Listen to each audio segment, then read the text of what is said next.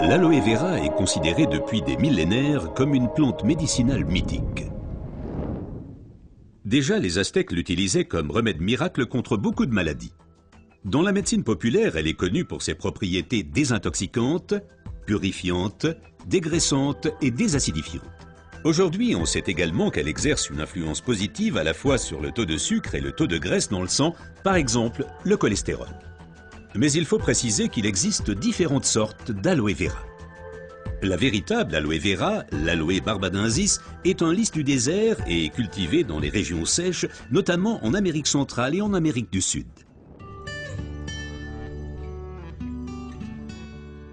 L'efficacité de l'aloe vera dépend principalement de son traitement, mais les différences se font dès la récolte. Pour éviter d'abîmer la plante, les feuilles doivent être coupées à la main. Comme la pellicule supérieure de la feuille contient de l'aloïne toxique qui protège la plante contre les animaux et a un effet laxatif pour l'être humain, il faut bien séparer l'enveloppe du gel intérieur. Le gel est du reste l'élément le plus précieux de l'aloe vera. Il contient à lui seul plus de 150 composants importants et bénéfiques pour la santé tels que vitamines, enzymes, polysaccharides et oligoéléments. Et c'est précisément cette combinaison unique, cette association de différentes substances qui entraîne l'effet médicinal. L'un des composants les plus importants est l'acémanal. Il a une influence positive sur le système immunitaire et diminue d'autre part les inflammations et les radicaux libres. Le résultat, une amélioration de l'apport en oxygène.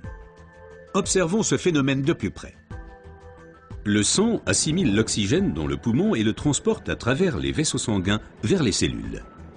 Les gros vaisseaux se divisent et deviennent de plus en plus petits pour devenir enfin des vaisseaux capillaires. Les capillaires sont les plus petits vaisseaux sanguins. C'est là qu'a lieu le transfert de l'oxygène du vaisseau sanguin vers les cellules.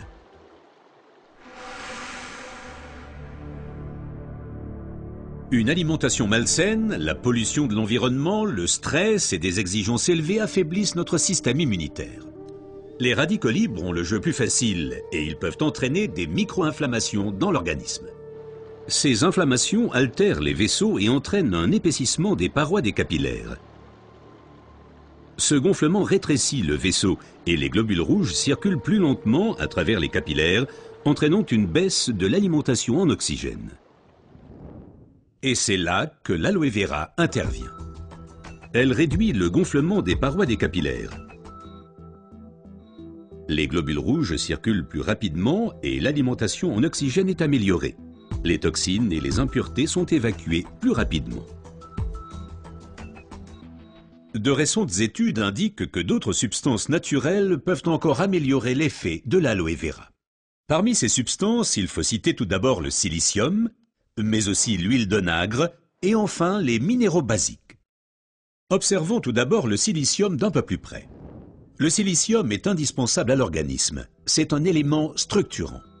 Nous le connaissons surtout sous forme de sable de quartz que l'on trouve dans la pierre et le béton. Dans l'organisme, le silicium contribue à stabiliser les tissus, mais il renforce également les os, les ongles, les cheveux, les tissus conjonctifs et les parois des capillaires. Avec l'âge, les capillaires menacent de perdre leur fermeté. Ils peuvent littéralement se désagréger, ce qui entraîne une interruption du flux sanguin. Dans le pire des cas, ceci peut entraîner des incidents vasculaires cérébraux et l'infarctus.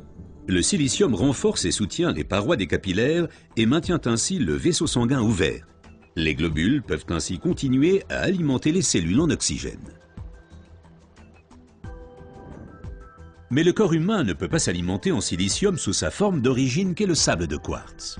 Toutefois, la nature offre des alternatives, et notamment une source végétale idéale, l'ortie. Car elle est riche en silicium naturel, mieux assimilable par l'être humain.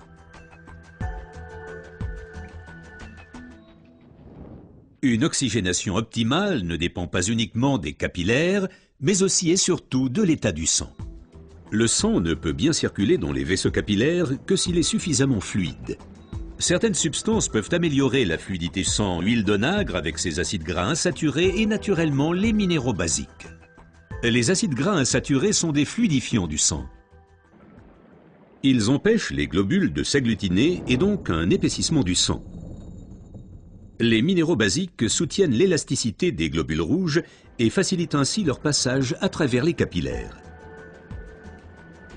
Ces deux éléments améliorent la fluidité du sang et garantissent ainsi son alimentation optimale en oxygène.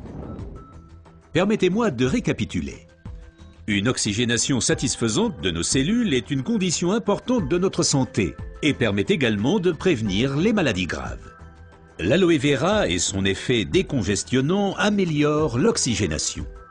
Le silicium renforce les parois des capillaires et garde le vaisseau sanguin ouvert.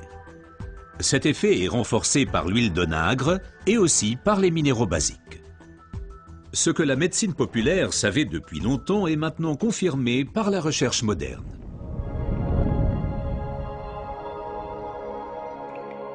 L'aloe vera améliore l'apport en oxygène et donc votre santé.